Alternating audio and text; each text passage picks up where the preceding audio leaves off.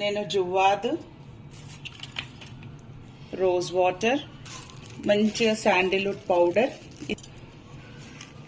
పచ్చకర్పూరం, ఇంకా లవంగాలు, దాల్చిన చెక్క అండ్ ఇప్పుడు అన్నీ మనం మిక్సీ పట్టుకుందాం. సెకండ్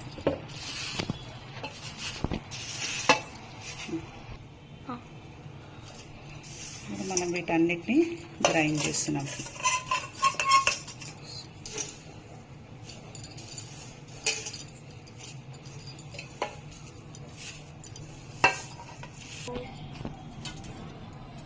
దీంట్లో దాల్చిన చెక్క వేస్తున్నాను, లవంగాలు వేస్తున్నాను,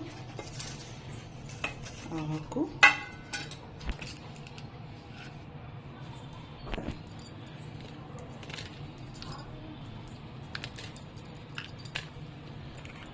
కర్పూరం, జువ్వాదు. జువ్వాదు మనకి ఎక్కడైనా దొరుకుతుందండి. జువ్వాదుతో మనకి మంచి స్మెల్ వస్తుంది.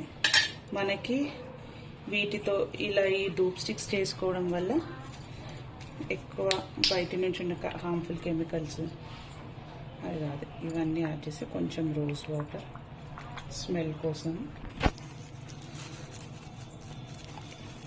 అండ్ గంధం పౌడర్. ఇప్పుడు వీటన్నిటికి మిక్సీ పడుతున్నాం. ఆహా, ఇలా తీస్తుంటేనే ఎంత మంచి స్మెల్ వస్తుంది తెలుసా అండి. మనకి ఇంకా వెలిగించినప్పుడు ఇంకా చాలా బాగుంటుంది. మిక్సీలో పట్టకు వేసాను, అంతా కలిపి పౌడర్ అంతా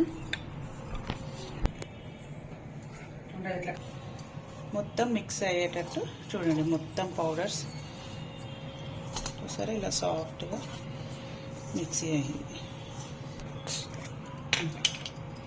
ఇప్పుడు దీంట్లోకి కొద్దిగా తేనె, ఇప్పుడు నేను ఆవు నెయ్యి తీసుకున్నాను ఫ్రెండ్స్. ఆవు నెయ్యితో మనకు అవసరం ఉన్నంత వరకు మంచిగా ఉండలు పట్టేంత వరకు మంచిగా కలుపుకోవాలి.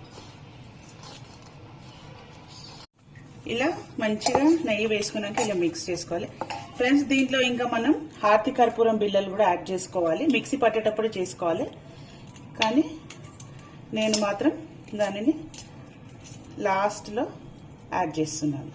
మంచిగా మనం షేప్ చేసుకుందాం. కోన్ అంటే కోన్, మనకి ఎలాంటి షేప్ కావాలి అంటే అలా